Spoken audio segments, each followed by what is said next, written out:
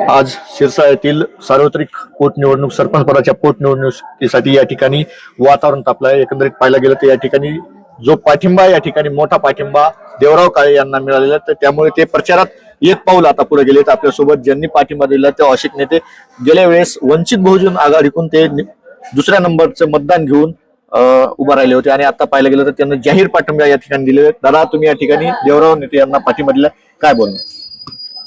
पाठिंबा देण्याचं कारण असं आहे की विकासात्मक धोरणासाठी आणि सर्वांनी सोबत काम करावं ह्यामुळे पाठिंबा दिलेला आहे। आणि माझे नेते आदरणीय सर्वस्व धनंजयजी मुंडे साहेब यांच्या आदेशावरून जाहीर पाठिंबा देत आहे। दुसरे नेते सुद्धा ज्यांनी आज या ठिकाणी त्यांची उमेदवारी माघार घेत पाठिंबा दर्शवलाय असे, तर काय या ठिकाणी तुम्ही पाठिंबा दर्शवलाय, काय भावना? या ठिकाणी बरेच वर्ष झाले शिरसा हा विकासाच्या कोसो दूर गेलेला आहे। या ठिकाणी लाईटीचा प्रश्न असेल, पाण्याचा प्रश्न असेल किंवा अन्य कोणते नाली रोडचे प्रश्न असतील, हे विकासाच्या कोसो दूर गेले। त्या उद्देशाने आम्ही देवरावदादा काळे यांना या माध्यमातून आम्ही माननीय ताई साहेबांनी बी आदेश दिले की तुम्ही युती सोबत राहा, की जेणेकरून आपल्या गावचा विकास त्या माध्यमातून आपल्याला करता येईल। त्या उद्देशाने आम्ही या ठिकाणी बीजेपीच्या वतीनं शिरसाळाच्या वतीनं आम्ही जाहीर पाठिंबा त्यांना दिलेला आहे। तुम्ही पावसाळ्यात या ठिकाणी जर पाहायला गेलं तर आमदार धनंजय मुंडे यांचे हात बळकट करण्यासाठी या ठिकाणी एकच उमेदवार दिल्याचं जे आता 2 मिनिटापूर्वी मार्गदर्शन करत होते नेते आपल्यासोबत आहेत। दादा, तुम्ही भावनिक झालात की यावेळेस सर्व उमेदवार पाठिंबा घेत एकच उमेदवार निश्चित करून आमदार साहेबांचे हात बळकट?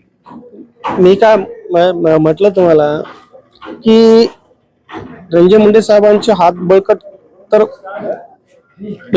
आहेतच, परंतु मी काय म्हणतो की मी अगोदर ऑल म्हणजे आता हेच समजा अशोक साहेब असतील, नाही एक अशोक साहेब असतील, आपलं गायकवाड असतील, यांचं तर पहिलं प्रथमतः तुम्ही अभिनंदनच करतो।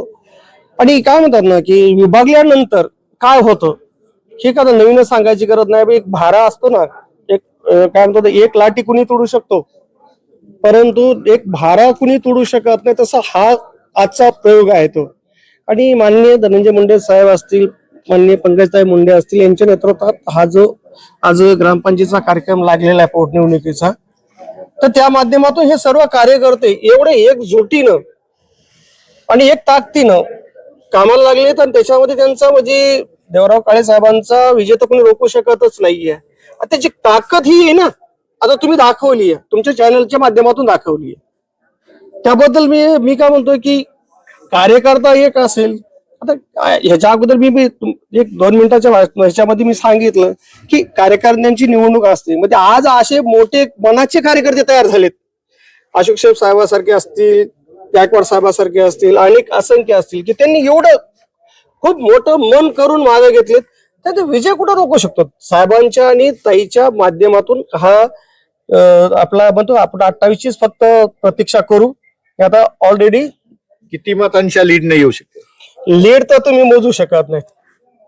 उद्याचा प्रचाराचा नारळ फुटणार आहे असं देखील तुम्ही सांगितलं, काय कशी रॅली असणार आहे, कसं ते भव्य दिव्य आता संयोजकांनी सांगितलंय की हनुमान मंदिर आमचं आराध्य दैवत म्हणजे दर्गा म्हणतो आपण, आणि हे परंपरेनुसार चाललेलं आहे।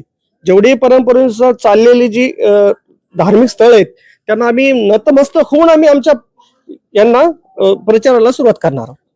ऍडव्होकेट सतीश काळे सुद्धा आहेत। काय उद्याची मिरवणूक कशी असणार? तुमचा प्रचार असणार उद्या फुटणार आहे, आज मोठ्या ताकदीनं तुम्हाला जाहीर पाठिंबा देखील मिळाला, काय सांगतो? प्रथमतः मी अशोक शेप यांचे आभार व्यक्त करतो की मागच्या 2-4 दिवसापासून आम्ही प्रयत्न करत होतो आणि त्या प्रयत्नाला यश काल आलं आणि अशोकरावांमुळे नक्कीच आम्हाला बळ भेटेल यात काही शंका नाही। आमदार धनंजयजी मुंडे साहेब यांनी मागच्या 2 दिवसापूर्वी सर्व कार्यकर्त्यांना विनंती केली होती की आपण एक जणाची कोणीतरी उमेदवारी द्यावी, पण माघार घ्यायला कोणी तयार नव्हतं। मग अशोकरावांनी विनंती केली आम्ही, कारण मागच्या वेळेस साहजिक आहे त्यांना अपेक्षा आहे, मागच्या वेळेस त्यांना 2 नंबरची मतं पडली होती। मग त्यांना विनंती केल्यानंतर त्यांनी सुद्धा त्या विनंतीला मान देऊन, आदरणीय साहेबांच्या विनंतीला मान देऊन त्यांनी काल होकार दिला आणि होकार देऊन आज त्यांनी जाहीरपणे पाठिंबा दिला। आणि उद्या आम्ही प्रचाराचा शुभारंभ करणार आहोत। उद्या प्रचाराची सुरुवात ही हनुमान मंदिरापासून इथून चालू होईल आणि जे आपले ग्रामदैवत आहेत, हनुमान मंदिर असेल, दर्गा असेल, राम मंदिर असेल, रेणुका माता मंदिर असेल, बौद्ध विहार असेल, या ठिकाणी आम्ही जाऊन प्रचाराची सुरुवात करणार आहोत.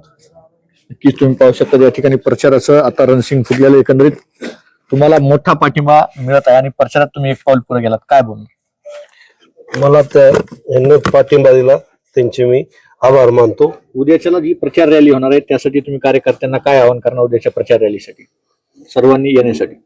सर्वांनी प्रचारासाठी यावं, सर्वांनी प्रचारासाठी यावं. नक्कीच तुम्ही पाहू शकता या ठिकाणी पाहायला गेलं तर देवराव काळे यांचं पारड आता जड होत चाललंय. एकंदरीत पाहायला गेलं तर त्यांच्या प्रचारामध्ये एक पाऊल ते शुभारंभ करण्याच्या आधीच पुढे गेलेले आहेत. एकंदरीत पाहायला गेलं तर भारतीय जनता पार्टीचे उमेदवार असतील किंवा वंचित बहुजन आघाडीचे ज्यावेळेस गेल्या वेळेस दोन नंबरला मत घेऊन ते अपयशी झाले होते, त्यांचा देखील जाहीरपणे या ठिकाणी पाठिंबा मिळाला. यामध्ये अजून काही नवीन अपडेट मिळतात का? उद्याच्याला अजून काही पाठिंबा जाहीर होण्याची शक्यता आहे. उद्याची जी भव्य मिरवणूक असणार आहे, जी प्रचार रॅली असणार, त्यामध्ये काही नवीन अपडेट्स मिळतात का हे पाहणं तितकंच महत्त्वाचं ठरणार आहे. कॅमेरामॅन बाळासाहेब गरडसह मी अशोक गलांडे, माऊली न्यूज नेटवर्क, शिरसाळा.